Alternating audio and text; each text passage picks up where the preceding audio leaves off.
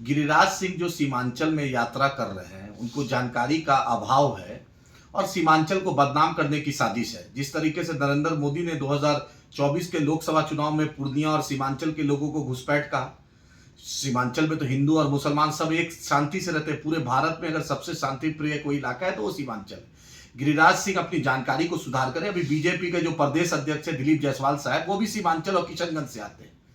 वो भी किशनगंज और अररिया और पूर्णिया जो है, जो विधान परिषद का सीट है, उसके सबसे ज्यादा मुस्लिम वोटर है, उनको जिताया है।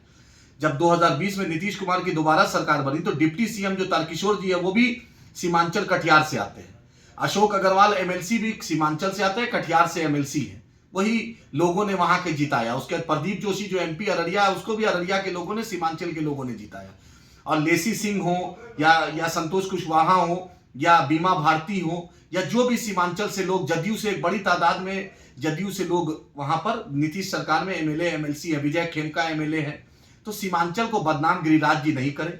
आपने टेक्सटाइल्स मिनिस्ट्री में तो कोई काम किया नहीं, आपने ग्रामीण विकास में तो कोई काम किया नहीं, सीमांचल स्पेशल स्टेटस में कुछ किया नहीं, पूर्णिया एयरपोर्ट का मामले में आपने कुछ किया नहीं, सीमांचल की बाढ़ की तबाही का मामला आपने हल किया नहीं। आप सीमांचल को बदनाम करने की साजिश में नहीं रहिए, नहीं तो सीमांचल की जनता जवाब देना गिरिराज जी जानती है। हम इज्जत कर रहे हैं, इसका मतलब हम कमजोर नहीं है। आपसे लोग पूछ रहा है कि अब तक 2005 से लेकर अब तक आप सरकार में मंत्री रहे और आपको घुटना का ट्रांसप्लांट अपना कराना पड़ा सीमांचल से बाहर। नीतीश कुमार हो या वक्त के होम सेक्रेटरी हो या डीजीपी हो या डीएम हो या एसपी हो, पूरे बिहार में एक सरकारी हॉस्पिटल नहीं जिसमें वो इलाज अपना करा सके। किस इस हिंदू स्वाभिमान की बात कर रहे हैं? सीमांचल में दलित हो, पिछड़ा हो, अति पिछड़ा हो, हिंदू स्वर्ण हो, सब मिल के रहते हैं। तो सीमांचल को बाढ़ की तबाही से रोकिए, सीमांचल में जो पलायन है उसको रोकिए, सीमांचल में फूड प्रोसेसिंग प्लांट कीजिए, सीमांचल को, पूर्णिया को बिहार की उपराजधानी का दर्जा दिलाइए, पूर्णिया का जो बेंच का, हाईकोर्ट बेंच का मांग है वो कीजिए, पूर्णिया एयरपोर्ट को चलाइए, पूर्णिया में कुछ टेक्सटाइल्स इंडस्ट्री लगवाइए।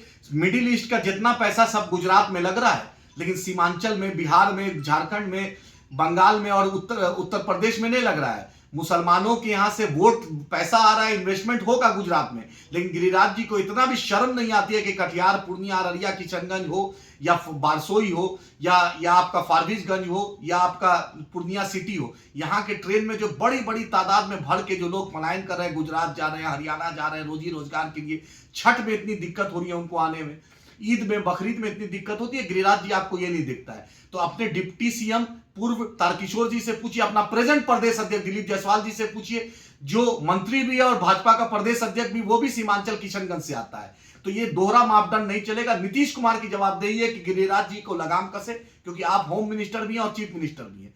जदयू बताएगी कि गिरिराज जी को क्यों भेजा जा रहा है, या नरेंद्र मोदी या अमित शाह बताए कि सीमांचल की फिजाओं में नफरत भराने के लिए क्यों गिरिराज सिंह को भेजा जा रहा है। सीमांचल की जवान, बिहार की जनता आपसे बिहार को स्पेशल स्टेटस की चाहत रखती है, सीमांचल को बाढ़ की तबाही से रोकती चाहती है, एएमयू किशनगंज को फंड चाहती है, किशनगंज में, कटिहार में, अररिया में मेडिकल कॉलेज, इंजीनियरिंग कॉलेज चाहती है। ड्रामाबाजी गिरिराज जी बंद करे, जनता सब जानती है। आप इतनी जो मक्कारी करते हैं, सियासी मक्कारी, ये मक्कारी मत कीजिए। सीमांचल शांत है, शांत रहने दीजिए, नहीं तो जनता 2024 के बाद जो लोकसभा 25 में विधानसभा होने जा रहा है, करारा जवाब देगी। अल्हम्दुलिल्लाह सीमांचल ने आपको पहले भी हराया, पहले भी पूर्णिया आप हारे लोकसभा में, कटिहार हारे, किशनगंज हारे, फिर हारिएगा। इसलिए दिलीप जायसवाल जी हो, प्रदेश अध्यक्ष भाजपा के, अपने नेता को समझाइए, और वक्त के मुख्यमंत्री नीतीश कुमार हो, वो भी समझाइए कि हम ये सीमांचल को बदनाम करने की साजिश हम चलने नहीं देंगे। सीमांचल अमन पसंद लोगों का है, सीमांचल में अमन रहेगा, और सीमांचल की लड़ाई मजलिस इत्तेहादुल मुस्लिमीन बैरिस्टर असदुद्दीन ओवैसी साहब की क़यादत में, अख्तर उल ईमान साहब की क़यादत में आखिरी सांस तक इंशाअल्लाह हम लड़ेंगे।